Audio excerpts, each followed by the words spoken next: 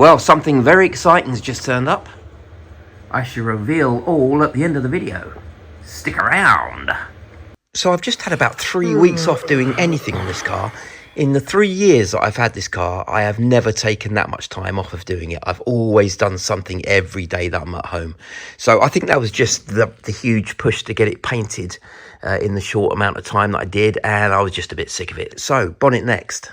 So let's move the patient over to the operating table, where the surgical procedures can commence. So the patient is on the operating table. Obviously, I'm going to need to work on the buttocks first. They're looking very, very flat and quite lumpy. Nobody likes a lumpy bottom, so maybe I'll address that first. I have a feeling I may be here for some time. I think it's probably best I get back to you in a few hours once I've cleaned this mess up.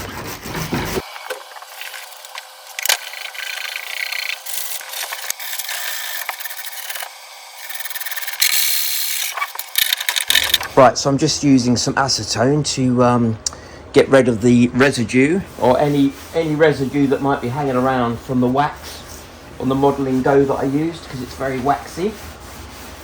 And obviously, if anything's waxy, it won't stick to it. So what I'm doing now, where I cut the bonnet holes, remember this is like a double skin, and I bonded these two back together. But what I'm slightly worried about is that this will like ping off boing, boing, boing, once I start driving, or delaminate. So what I'm going to do is put some filler down here and just overlay it or overlap it with that edge, and I'm hoping that will kind of just bond the two together. And I'll do the same around there and around the front. It doesn't need to happen in the middle, because I think that wedge is like a natural clamp.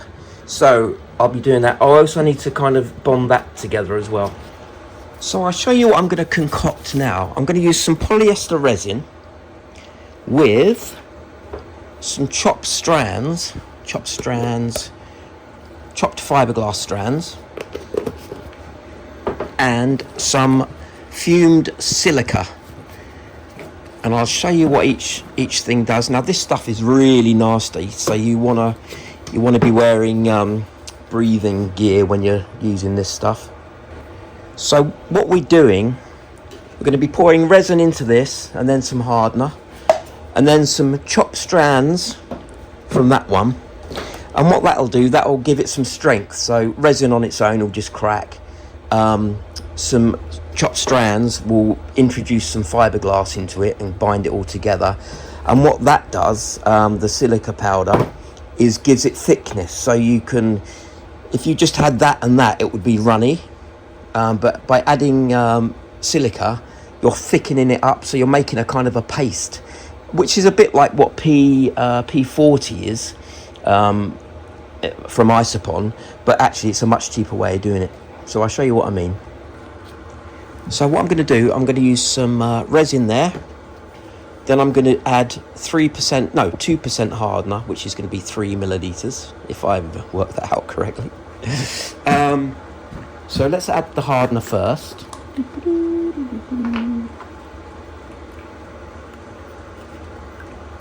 3 milliliters.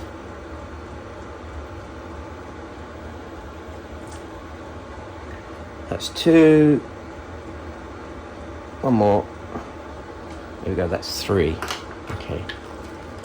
What I'm going to do now is start stirring that. I'm going to start stirring that in.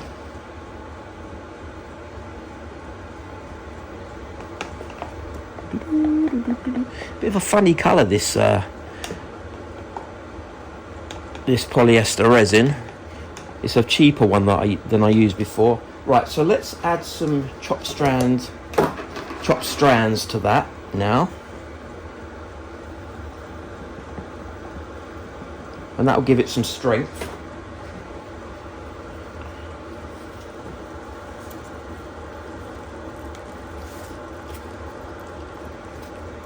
So you can see there, we've introduced some fiberglass into the equation.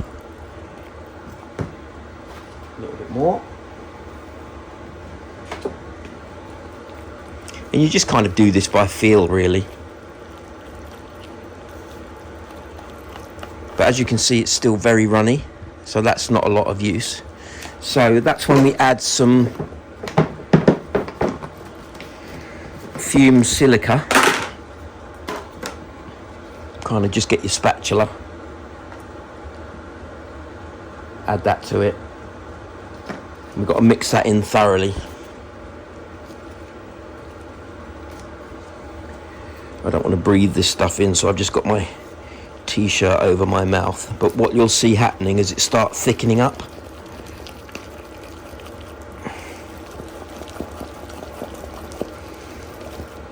You know, and it should kind of, it's still too runny. It should kind of globulize on the end of a,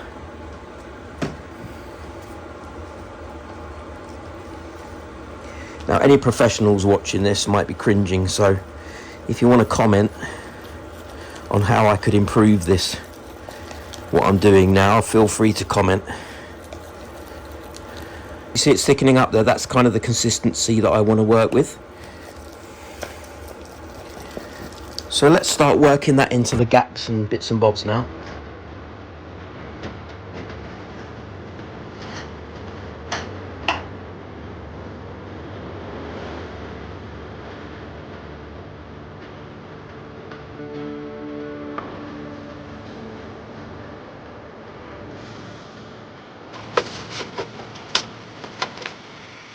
So this is part of the project I was quite looking forward to doing, actually.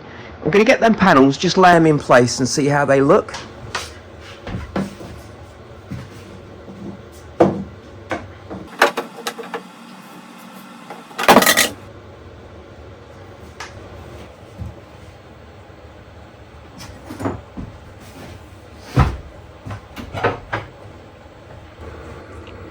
Now, I'm having second thoughts about something. So, the amount of air that is allowed to go into the front bumper that I'm going to be ducting, so that area is, I've just measured it. If the air can't exit faster than it's coming in, then obviously the radiator is not going to be efficient. So I'd hate to kind of get all this finished, sprayed up and looking nice, only to find that it's overheating because I didn't work out the airflow correctly. So that's what I'm going to do. I'll chop the fronts of these down. It's got to be a slightly wider opening. So I'm just going to mark up underneath where I need it to be.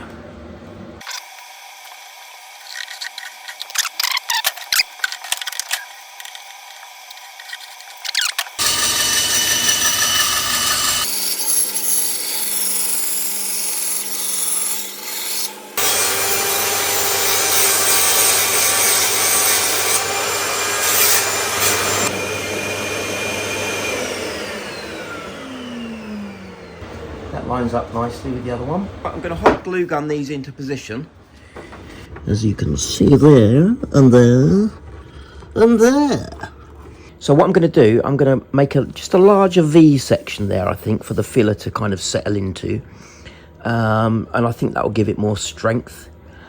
I'd hate to see it start cracking once I've sprayed it, so I'm hoping that'll work.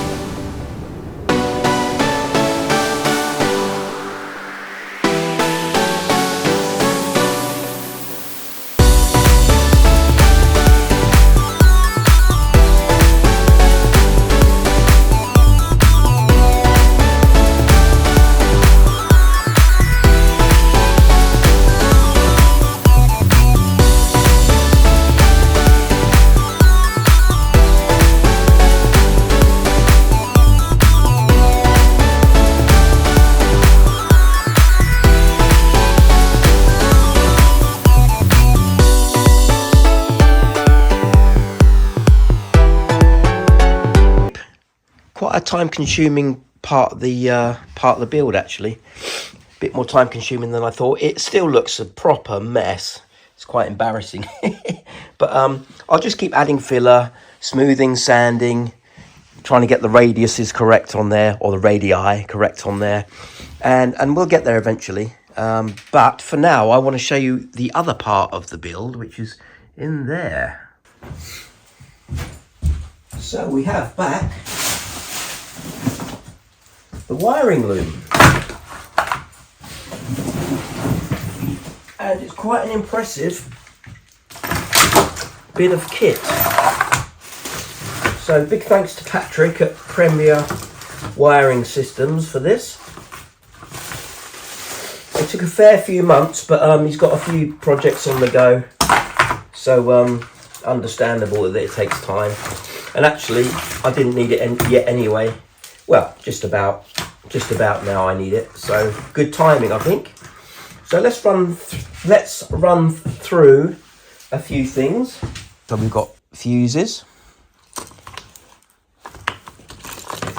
We have got, so the loom splits up. So we've got the central loom. So this is all going sort of behind the dash. This one here. We've got the obvious switches, hazards, fog lights. I can't quite remember what we've got now. I'll have to run through it. Ignition switch, and everything's beautifully labelled. I mean, like, you know, it's absolutely brilliant. So what else we got? We've got the heater blower for that heater unit, which I shall be installing at some point. Again, brilliantly labelled. Indicator switch, and all these, wow, look at that, go to the Porsche clocks. So tacho, water, oil, clock, you know, it's just brilliant, absolutely brilliant. Wiper, and that's the loom that goes, so this incorporates the Subaru loom as well as the standard loom, so lots going on there. So what's really good with these connectors is that I can easily remove parts of the loom without too much fuss. So yeah, exciting. I might actually kind of run this in place and just see how it looks as a quick kind of temporary measure. But yeah, brilliant. So let's get this kind of just mock mounted in the car and just see what it looks like, eh? I'm kind of quite excited about this. I mean, this really represents a big move forward in the build, and has saved me so much time by having it done by someone else. So let's do that, eh? And I must also say thank you to Patrick for doing these little 3D printed Porsches for me in the same colour as mine. They're absolutely brilliant. Just as a little bit of a freebie gift, as well as the loom. So I'm loving that. That's just it's just fantastic. Hopefully my wheels won't be that wonky when I've finished, but well, you never know. Yeah, so brilliant, very, very amusing. That's very good. I've been given some instructions as well, which will make it considerably easier to work out what I'm doing.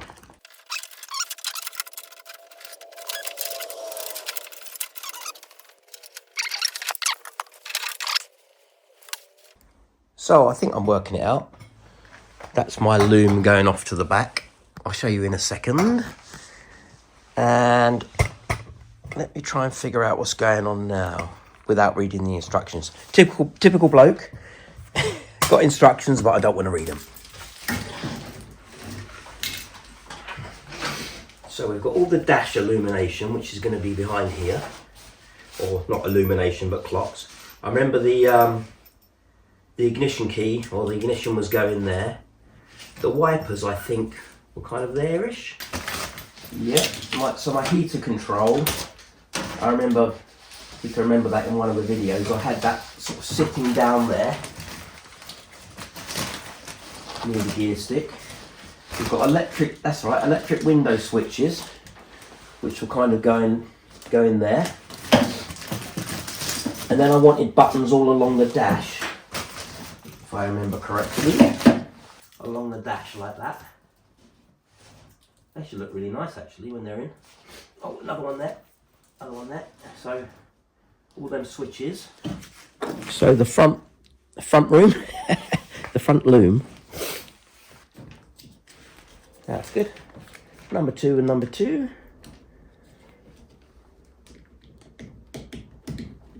Like so. So there you can see it's all starting to take shape. There's a few bits and bobs that I don't know where they go or need working out, but that's understandable. Things like this take time to sort out properly. So yeah, looking forward to getting the Porsche clocks kind of refurbed and in. So I'll leave this one there for now. Just wanted to give you guys a bit of an update as to what was happening. Nice to see the loom back. That's some real progress. And I'll update you in a few weeks as to what's going on. Hopefully have some of this loom plugged in and squared away. So, as always, thanks very much for watching, and I'll see you in a few weeks.